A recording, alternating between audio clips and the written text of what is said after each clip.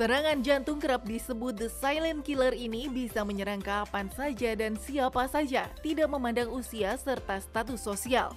Rasa sesak hingga nyeri di bagian dada karena adanya penyumbatan aliran darah.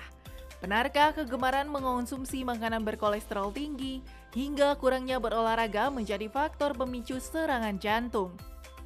Di segmen kali ini, dokter spesialis jantung dan pembuluh darah Ade Median Ambari akan mengulas secara gamblang. Berikut pemaparannya di Hidup Sehat Plus. Mengalami serangan jantung bisa tak kenal waktu bahkan tempat. Penyakit the silent killer ini bisa saja menyerang Anda ketika sedang sendirian di rumah. Lalu adakah penyebab seseorang bisa terserang penyakit jantung secara tiba-tiba? Kita tahu serangan jantung, bahasa medisnya itu disebut dengan sindrom koroner akut gitu ya. Sindrom koroner akut adalah suatu keadaan di mana itu terjadi pecah pembuluh darah atau sumbatan pada pembuluh darah koroner. Kita tahu bahwa jantung itu adalah pompa, dia memompa darah ke seluruh tubuh. Dia diperdarai oleh dua pembuluh darah kecil yang disebut dengan pembuluh darah koroner, satu yang kanan, satu yang kiri bercabang dua. Kita tahu diameternya mungkin sekitar 1,5, paling besar itu 1,5 cm gitu ya. Apa yang terjadi? Kita kalau misalnya pasien dengan kolesterol tinggi, dengan darah tinggi, kena kencing manis, itu terjadi yang disebut dengan proses arteriosklerosis. Arteriosklerosis itu adalah pengendapan lemak pada dinding dalam pembuluh darah yang mengakibatkan penyempitan dari pembuluh darah koroner. Pada serangan jantung yang terjadi adalah pecah dari plak itu sendiri dan akhirnya terjadi sumbatan total. Akibatnya apa? Nyeri dada pada pasiennya, bahkan sampai bisa menyebabkan kematian yang disebut dengan henti jantung mendadak.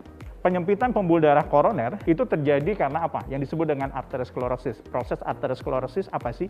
Arteriosklerosis adalah suatu proses di mana terjadi endapan lemak pada dinding dalam pembuluh darah. Terjadi ini paling puluhan tahun gitu, nggak dalam 1-2 tahun gitu ya, sudah lama sejak kita kecil gitu ya, di mana pola makan sangat berpengaruh, gaya hidup sangat berpengaruh gitu ya. Akibatnya apa? Pembuluh darah koroner yang diameternya 100% itu berkurang. Ya, biasanya gejala nyeri itu timbul kalau dia penyempitannya lebih dari 70%. Arteriosklerosis menumpuk, makin lama makin menyempit yang disebut dengan plak. Ya, disebut dengan plak arteriosklerosis. Dan itu adalah salah satu penyebab terjadinya serangan jantung. Apabila apa?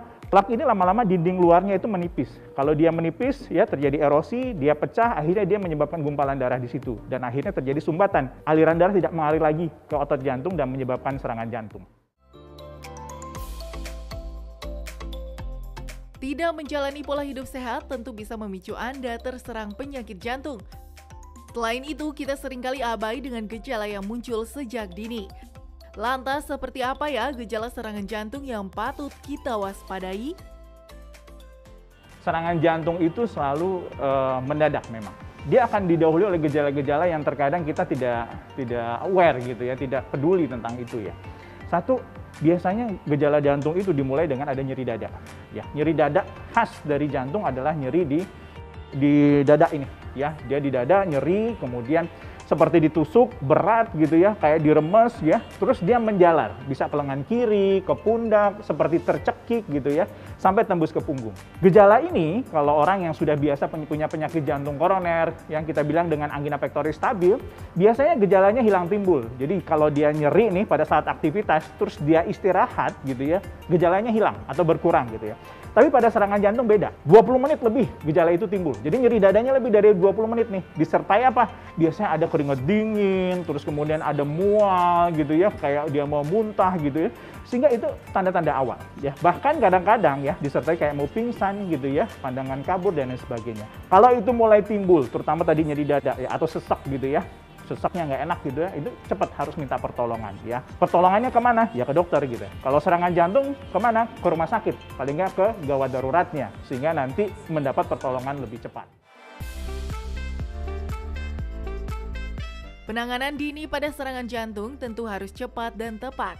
Jangan ragu untuk meminta pertolongan segera, namun bagaimana jika terkena serangan jantung saat sendirian di rumah?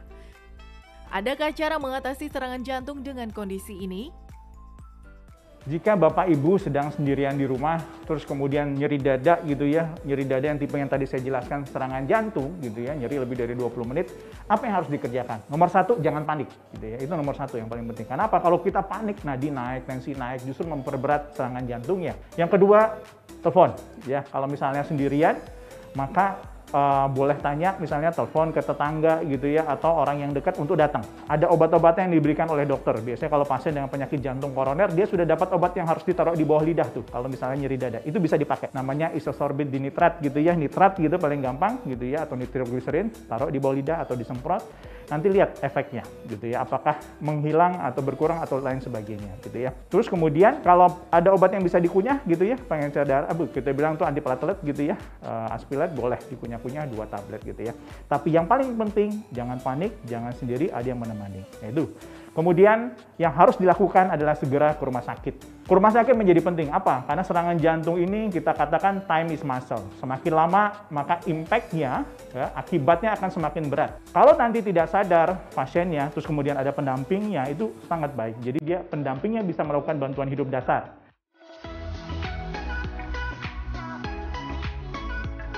Jika Bapak Ibu sekalian menemukan ada pasien serangan jantung, terus kemudian tidak sadar, apa yang bisa kita kerjakan?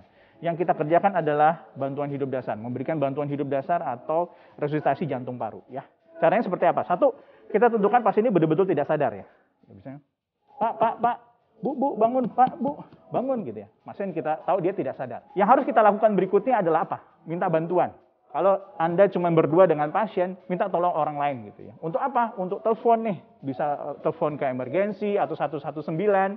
Terus untuk membantu kita dalam melakukan bantuan hidup dasar. Setelah itu apa yang paling penting lagi adalah kita langsung melakukan kompresi atau pijit jantung. Berapa sih kecepatannya? Biasanya 100 sampai 120 kali dalam 1 menit. Kedalamannya 5 sampai 6 cm. Jadi paling gampang kita cari nih, kalau pada laki-laki ya di antara 2 puting, terus kemudian kita lihat tulang tengahnya, taruh jari di situ ya. Kurang lebih 2 jari ya di atas namanya ujung dari tulang tengah ini. Terus kemudian kita lakukan kompresi ya. Tuh. Ya. Kedalamannya 5 sampai 6 cm, terus kemudian kecepatannya dalam 1 menit 100 sampai 120 kali ya per menit gitu ya. Nah, di masa pandemi COVID ini kita tidak melakukan yang disebut dengan bantuan nafas gitu ya, karena kita mencegah penularan. Apa? Karena kalau pasien ini tidak kita kenal, siapa tahu dia kena COVID gitu ya. Jadi kita tidak melakukan bantuan nafas di sini. Cukup memberikan kompresi dada. Itu penting sekali. Dan ini bisa dilakukan oleh orang awam dan harus bisa dilakukan oleh orang awam. Jadi kalau pasien tidak sadar, jangan ditepuk-tepuk gitu, dipijit-pijit gitu ya. Kita harus cek betul dan berikan bantuan pijit jantung pada pasien ini.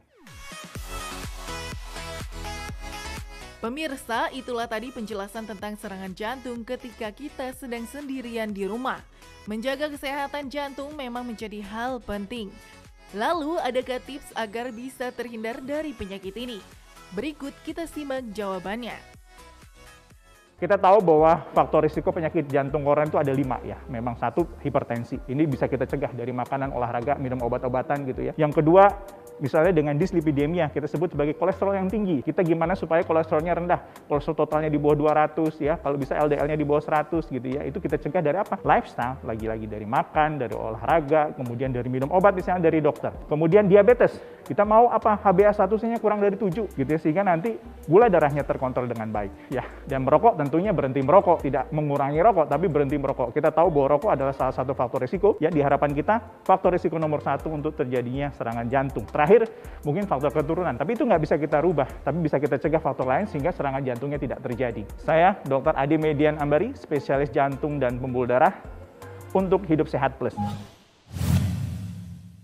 Salah satu cara yang paling efektif untuk mengurangi penularan kuman penyakit adalah dengan cara mencuci tangan. Tapi bagaimana caranya kita mencuci tangan dengan cara yang benar?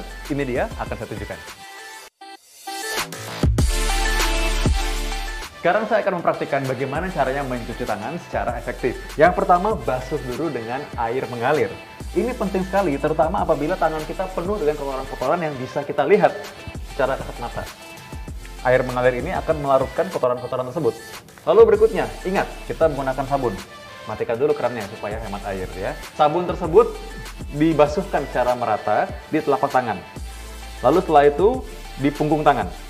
Secara bergantian punggung tangan kanan dan punggung tangan kiri. Lalu ingat juga untuk membersihkan sela-sela jari. Sama, kiri dan juga kanan. Setelah itu kita ingat untuk membasuh bagian dari bawah kuku. Demikian caranya. Setelah semua itu dilakukan, kita basuh kembali dengan air mengalir. Sampai bersih semua sabun-sabun yang ada di tangan kita.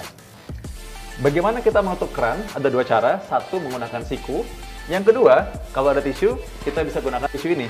Keringkan dulu tangan kita dengan tisu tersebut, lalu gunakan tisu tersebut untuk menutup keran tanpa menyentuhnya dengan tangan kita kembali. Dan ingat, dibuang. Dengan demikian, tangan kita sekarang sudah bersih dari kuman dan mudah-mudahan bisa mengurangi penularan penyakit.